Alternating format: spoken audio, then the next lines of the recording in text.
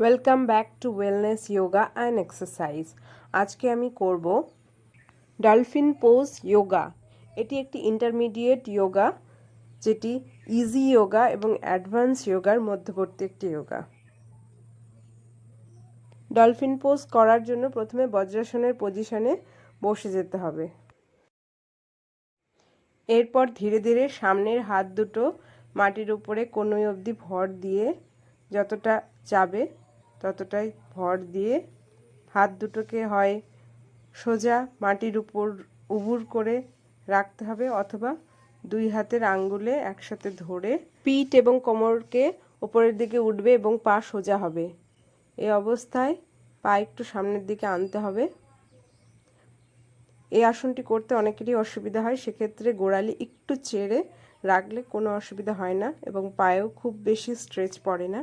এবং তাতেও যদি অসুবিধা হয় তাহলে হাঁটু ভাঁজ করে নেওয়া যায়, তাহলেও আসনটি করা হয়ে যাবে।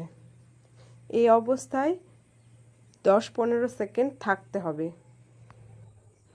এরপর ধীরে ধীরে পা নিচে নামিয়ে হাঁটু মাটিতে ঠেকিয়ে এবং হাতকে সামনে এনে বজ্রাসনের পজিশনে কিছুক্ষণ রেস্ট নিতে হবে। কিছুক্ষণ রেস্ট নেওয়ার পরে আবার একইভাবে আসনটিকে করতে হবে। একইভাবে হাঁটু ভাঁজ করে কনুইয়ের উপর ভর দিয়ে পিঠ এবং কোমরকে উপরের দিকে ওঠাতে হবে। এই অবস্থায় 10-15 সেকেন্ড থাকতে হবে। এই আসনটি করার নিয়ম হচ্ছে, আসনটি পরপর 3 বার অভ্যেস করতে হবে। এই আসনটি রেগুলারলি অভ্যেস করলে পিঠের ব্যথা এবং পায়ের এবং হাতের কোনো রকমের ব্যথা থাকে না।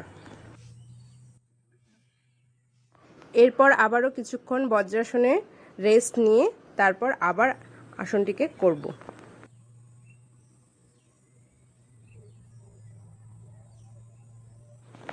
আসনটি রেগুলারলি প্র্যাকটিস করলে পায়ের, পিঠের এবং হাতের মাসেলস স্ট্রং হয়, টেনশন দূর হয় এবং স্ট্রেস রিলিফ করতে খুবই উপকারী একটি এক্সারসাইজ। এবং মাথার ব্লাড সার্কুলেশন ভালো হয়, ফলে মাথা ব্যথার সমস্যা থাকে না এবং ওভারঅল বডির ব্লাড সার্কুলেশন খুব ভালো হয়, ফলে শরীরের স্ট্যামিনা এবং ইমিউনিটি পাওয়ার বেড়ে যায়। আসনটির উপকারিতা ভালোভাবে পেতে আসনটিকে অবশ্যই পরপর 3 বার অভ্যেস করা উচিত এবং শেষে বজ্রাসনের পজিশনে থেকে কিছুক্ষণ গোটা শরীরকে রিল্যাক্সেশন করতে হবে এবং কনসেন্ট্রেশন পুরোপুরি থাকবে একদম ব্রিদিংয়ের উপরে। আশা করি আজকের ভিডিওটা আপনাদের ভালো লেগেছে।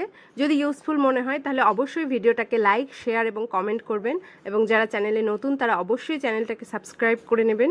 দেখা হচ্ছে আবার একটি নতুন যোগার ভিডিওতে।